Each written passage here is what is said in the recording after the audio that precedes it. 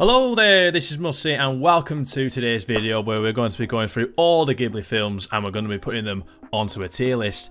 This is the first piece of anime content that I'm going to be doing on my channel and I think this is an absolutely brilliant place to start on this AniTube adventure. So, without any further ado, let's get on with it. So of course, the most sensible way to do this is to go through all the Ghibli films in chronological order, and that means we're starting in 1984 with Nausicaa of the Valley of the Wind. This is where it all begins. It sets the ball rolling with these grand fantasy tales that you're going to expect from Ghibli over the years to come. It's a pretty simple story though, and it does its job. It serves its purpose of introducing you into the Ghibli world, and there's enough in that movie to get you invested into the main character. I mean, obviously you want to watch it. It's Nausicaa. I want to know all about Nausicaa, what she's up to, what she's doing, what's the story, and it definitely does that. And it's gonna get nice from me. It's a very, very good starting film. And that's what you kind of need. It's kind of like you could pick up any of these movies and sort of get into Ghibli, what they're all about, and Nausicaa is definitely that kind of film, and it helps. It's the first film they ever made, and for me it's kind of like Ghibli sort of testing the waters, what's going to work, what's not going to work, what's going to be received well, and Nausicaa does a fine job of that. So into nice Nausicaa goes, and I think that's fairly good. I think that's where it belongs on my tier list. We're moving on now to 1986 for Castle in the Sky. This is the first film that is under the Studio Ghibli label. It's a safe, nice film. They're saying, this is what we'll do, this is what we're going to make. We're going to make pretty looking films and big grand adventures. And I hope you join us on this journey through the years as we make all these wonderful films. So, Castle in the Sky, it's going in nice. So we're into 1988 now, and we are met with Grave of the Fireflies. All that I've just said about Ghibli films being nice and very family friendly and full of grand adventure, completely ignore that. I think it's an incredibly important film to watch because there's nothing and everything to take away from this, and what I mean by that is that it's trying to just give you that strong message as to what happened to Japan in this time, and it's just an honest, truthful story. It's not hiding anything. It gives you a whole range of emotions that you need to have from a film. That's not just sort of, oh, I need to feel really nice and happy and warm inside. It tries to give you a little bit of that in certain points, but at the right points, and it gives you the other emotions when it's needed. So it sits in banger, and yeah, it is what it is. That film, definitely go check it out. Sticking in 1988, we've now got My Neighbor Totoro. It's the kind of film to show the very young kids. Okay, so it's like 1988. You've got a film for adults, and then you've got a film for young kids. There's not much in the way of a story. It's kind of just showing off. It's kind of a mascot showing off kind of film for me. It does have opening and ending songs, really, really catchy. It has to be said. Yeah, but it's purely a Ghibli mascot film, and they made mad bank from it. It's unfortunately gonna be a meh from me for Totoro because of it's just there to sort of give you these lovable characters, and that's it. Like, there's nothing else to it for me. 1989. We are going to now be reviewing Kiki's Delivery Service. And I have a soft spot for this film. It's one of my personal favourites. The main reason being is I'm absolutely in love with the music in this film. I like the Japanese opening and I love the English opening. You've got Ruge no Dengun by Yumi Matsutoya for the Japanese opening, and then you've got Soaring by Sydney Forrest. They're both just absolutely beautiful songs, and the Ghibli magic is in this film. It's definitely there. The witchcraft is just giving that little bit of magic, a little bit of fantasy in there, and it just works so well. And it's used brilliantly to sort of help tackle that main focus of the film. She wants to be the best witch she could possibly be, so she goes to the big city and does what she can. She has her ups, she has her downs, and it's just a fantastic story. And it's an absolutely beautiful looking film as well. So it's got this nice European city vibe to it. It's a banger, and I think it's up there, and yeah, I love Kiki's Delivery Service. 1991, I'm going to talk about Only Yesterday. I guess sort of for me, it was watching it was like what women would kind of want you know, what would they want as a different kind of life? She's unmarried, but she works an office job in Tokyo, and so that's her life. And she goes back to the countryside to escape all that. And I think it's to do with that she wants something more out of her life. It's a nice story, but it's a low nice, and it's just because it might not. It's targeting too specific an audience, I think, for me, and it's not as a sort of generic, like anyone could go and watch that and absolutely like it, and could possibly potentially like put this as one of their favorite films. We're into 1992. For Porco Rosso. Absolutely visually stunning again. Yeah, the action scenes are immense. It's got enthralling dogfights, and it has that great historical setting behind it as well. It doesn't go too overboard with it. The way that it's told, it's like this could have been a legitimate story, and I really, really like that. It's almost like it really wants to make you believe that this actually happened. There was a flying pig man. That's what I absolutely love about that film. It's not taking the mick. It's a banger. A banger is where it will live. And so and then the banger, it's going above grave. Like it's there. It's settled in banger. Definitely. We have now in 1994 film Pompoko. The purpose is this is a fun comedy. This is a purely to get some laughs out of from a family, and that's pretty much I've pretty much told you the story just by saying that it's just saving their land from deforestation. They're just getting up to like antics here and there by using their powers, and so that's kind of where all the humor comes from.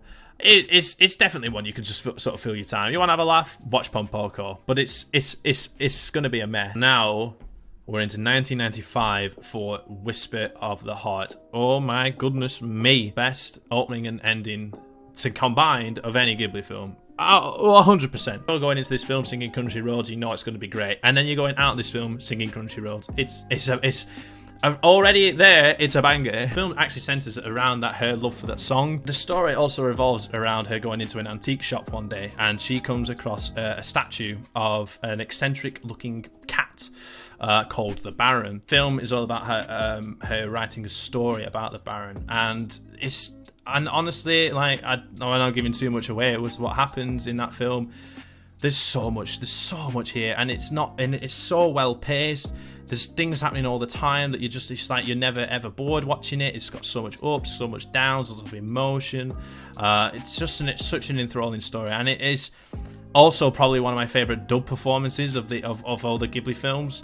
And I genuinely can't find much to fault it. It's kind of the one that I think deserves the most raving positive criticism. Like, it needs to be raved about positively. It needs to be screamed from the rooftops about how great this film is.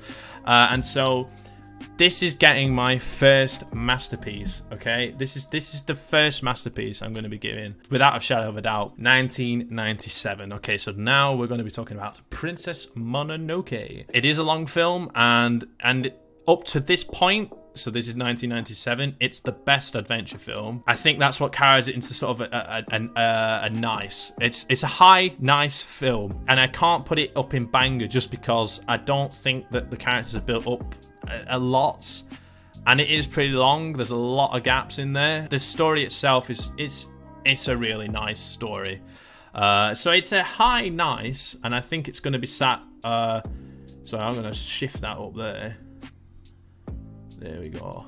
There we go. Last film of that millennium, and this is 1999 film My Neighbors the Yamadas. It's a quirky film. It does have its funny moments. It's aimed to get a family together and sort of sit and watch and sort of go, that's us, haha. That they can relate to kind of what's going on in the film. As a solo watcher, it's something that I was kind of like, it made me laugh, but I felt like this is just I'm trying to get through all the Ghibli films, and this is just one I had to watch, and so it's a bit unfortunate, really. So it is sat in meh, but I think the comedy is definitely better than Pompoko's, so it's a high meh. I think maybe a rewatch might put it in nice, but for now it's a meh. 2001, we get Spirited Away. It's definitely the most well-known and most famous thing. It's got your fantasy world, it's got wonderful, colourful, magic, amazing characters, and it moves at a good enough pace that you're not never bored with it. And And I think for me, one of the highlights of this film is that it's incredibly unpredictable. You don't know what's going to come around that corner, like if you're watching it for the first time, and that's kind of what stuck with me the most about this film. It's undoubtedly a banger. This is my personal opinion. I think Geeky's is like, I love Geeky more than Spirited Away, but Spirited Away is a banger. You can't have that. You can't have that down in just nice. 2002 is we see The Cat Returns, and it was made just purely because of how popular the fantasy scenes were from Whisper of the Heart, and to be fair, those fantasy scenes in Whisper of the Heart only kind of appeared for a relatively short amount of time in that film. And I think it's beautiful. I think it's great to see that they had that faith from Whisper of the Heart to make this film now, where they thought, oh, we'll make The Cat Returns. We want the spin-off. We want to explore these fantasy scenes a whole lot more. And it's done really, really well. I'm really, really happy that this film exists. It's a very fun story. It's nice. It's in there.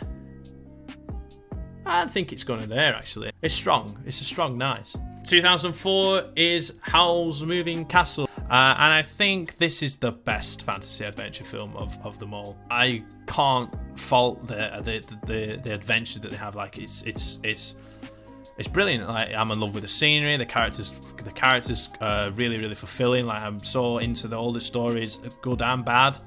And the dub is also really, really strong. And I think quite possibly, so Billy Crystal's role as Calcifer is probably the strongest performance of any character in any Ghibli film going. This is a banger. And I think I'll have it above Spirited Away. 2006, we get Tales from Earthsea. So this is the most contentious film out of the lot, and this is probably the one that has divided the critics more than any other film. This was the first Ghibli film made by Hayao son Goro Miyazaki, and the characters aren't the most enthralling. However, I do have a good thing to say about the villain of this film, and I think it's one of the best villains going across the Ghibli franchise. Like, the guy is pure evil, knows what he wants, and he was just seemed like he was absolutely do anything to get what he wants.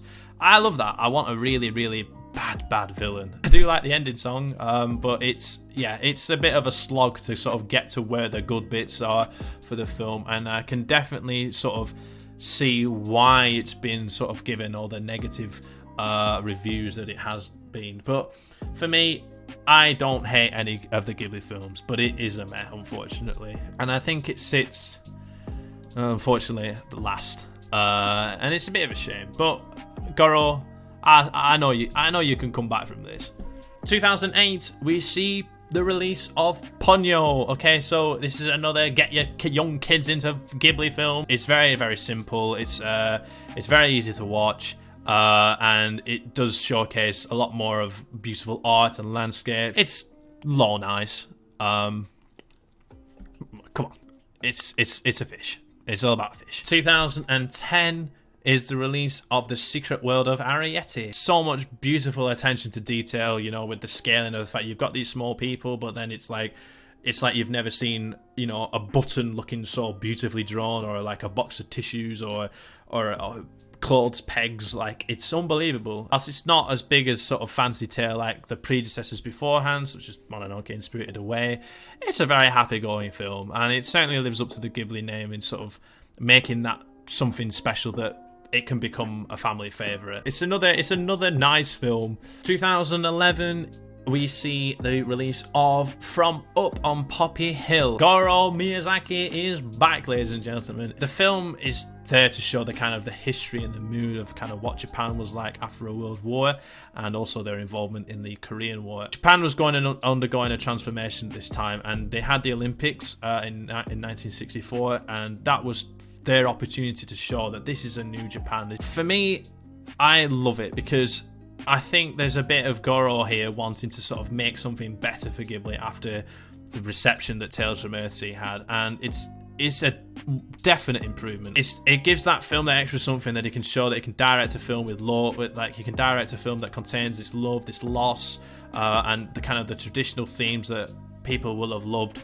from previous Ghibli work in the years gone by. So it's a banger. Yeah, definite banger. 2013, we see Hayao Miyazaki's last film to date as director and screenwriter. Of course, this is The Wind Rises. You've got the wonderful romantic storyline between Jiro and his wife, and you've also got his passion and drive for building aircraft. And whilst, you know, on paper that might not seem like you can make a wonderful movie out of the guy just wanting to build some planes, like, it's unbelievable, this film, absolutely unbelievable. I think it's up there with like kind of one of the greatest animation films ever made. At the time was Miyazaki's retirement film, and it was the perfect swan song to bow out on. You had every passion of Miyazaki in this film, and you could tell by the way it was sort of sewn and weaved into everything. He had his own personal passion for aircraft as well. A brilliant,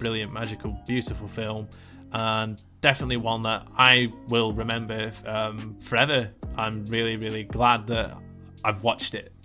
I'm really glad I've watched it. So for me, it's the second masterpiece on this list. I can't fault it, genuinely can't. 2013 for The Tale of Princess Kaguya, and this is probably going to be my most contentious rating out of the lot. The film is undoubtedly very pretty, and it's done with these sort of watercolor scenes, and it almost looks like it's going through a painting the entire way through. It does look stunning, but it's a long film, and there's a